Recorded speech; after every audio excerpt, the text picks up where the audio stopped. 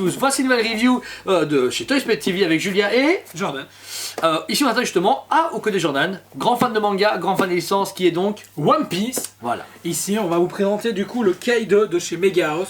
Mega House qui est malheureusement un fabricant qui facture très cher, Très cher. pour du PVC. Maintenant c'est de la qualité. On va pas se mentir. Et des fois, ils montrent vraiment qu'ils ont des branches. J'avoue que cette boîte est énorme, la statue dedans est juste géniale. Déjà, les boîtes est très bien travaillées. Alors, je vous avoue, moi ici, la critique, ça va être une critique extérieure. Je ne connais pas le personnage, je ne suis pas fan du fabricant, je ne connais pas du tout la One Piece, donc je vais vraiment avoir un œil professionnel en tant que vendeur et fan de statues. Moi, la boîte, elle me chauffe vraiment bien. Je trouve qu'elle claque à bord. J'aurais préféré par contre une boîte un peu moins... genre la même, il n'y a que des photos du produit, mais pas un bel artwork du personnage. C'est juste la photo du produit sur différents angles, même voir le même, avec plein de grosses inscriptions asiatiques. Et des éclairs et tout qui déchirent. Donc la gamme est POP, qui veut dire du coup ici Portrait of Pirate, avec ici mis maximum. Donc il y a la gamme avec plus de détails. Ouais. Elle est très très belle, et on montre en détail. De suite. Boum. Alors là, j'avoue, Jordan, je sais pas qui c'est, mais il envoie du lourd. Il est énorme. Je trouve vraiment qu'il a une posture de dingue. C'est Barbe Noire en fait. C'est Kaido. C'est Kaido. Ok. Donc on a un Kaido.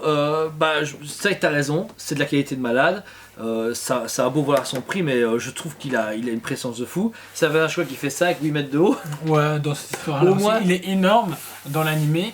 Ici, franchement, très belle représentation du personnage avec le dragon et tout. Règle l'arrière. Déjà, on va commencer par l'arrière. Ce sont des flammes. Non, Ça cape avec une énergie. c'est son esprit. Son aura. Son aura. Ok.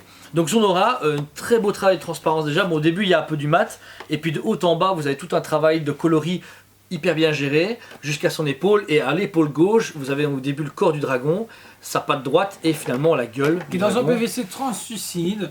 Mais lourd quand même. Hein. Ouais, c'est du mastoc, c'est du bon gros PVC, bien rempli.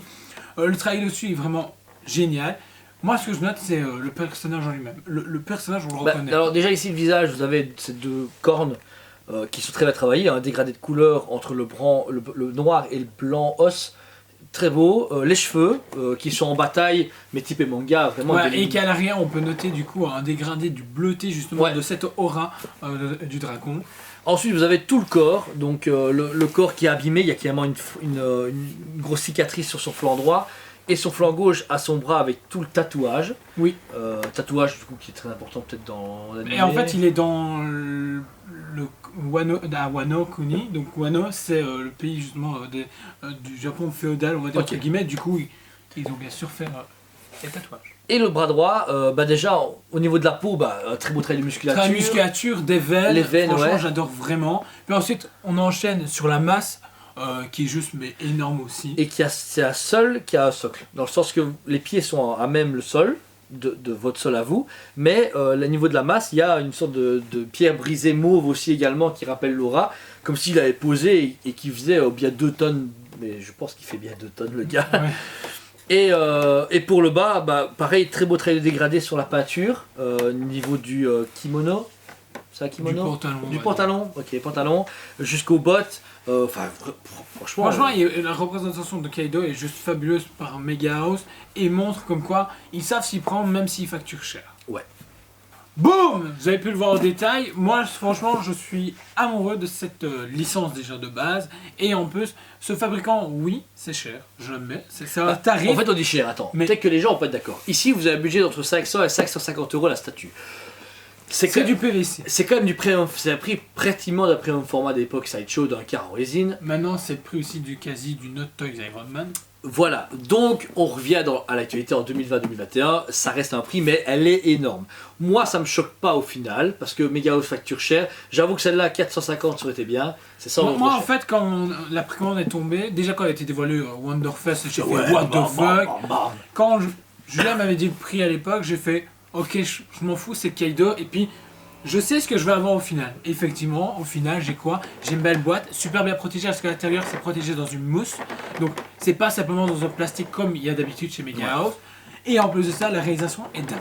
Voilà. Est dingue. Et puis, première présentation de ce personnage-là. Oui, jamais vu avant, c'est vrai. Moi, perso, franchement, 10 sur 10. Parce que elle a aucun défaut, elle a rien. Je peux pas. Le prix reste encore justifiable parce que de nos jours, malheureusement, des fois, les fournisseurs, les fabricants ont tendance à facturer un peu trop cher, donc ça devient une habitude. C'est pas pour autant qu'il faut faire tout le temps. Mais quand on compare à justement une autre Toys ou à autre chose, on se dit, bah ça va pour non seulement la taille, mais pour le travail. Le mélange de résine, de translucide, le tatouage, le tout, bah 10 sur 10. Alors, je suis pas Franchement, aussi, de même, je suis amoureux de cette figurine. Maintenant, quand je sais que Megahouse a partenariat avec Prime One pour Dragon Ball, je me dis, qu'est-ce qu'il pourrait nous faire sur One Piece? Ça serait bien, ouais. Mais Megahouse reste quand même un peu timide. On voit que c'est l'élite qui cherche. Enfin, ils cherchent pas à faire comme Homme Presto, à distribuer partout. C'est vous voulez de la qualité, vous payez le prix, vous aurez de la qualité et du prix. Voilà, c'est ça leur message. La statue malheureusement plus disponible, toutes celles qu'on a eues en commande client, dont celle Jordan, sont toutes vendues.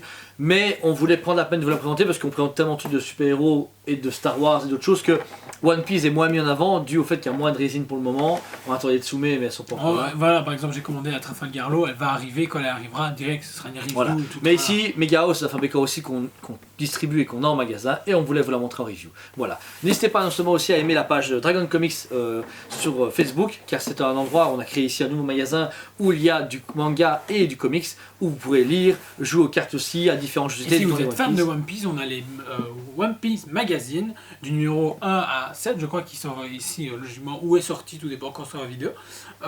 Donc du coup, foncez parce que ça apprend beaucoup sur l'univers et ce que Oda a voulu faire et sa manière de faire. Donc franchement, foncez parce que c'est génial. Voilà, n'hésitez pas à nous contacter, likez notre travail, partagez et abonnez-vous à cette super chaîne qui est de plus en plus complète et qui réserve plein de surprises. Voilà, et on vous dit à très bientôt. On vous aime beaucoup et on vous dit à très bientôt.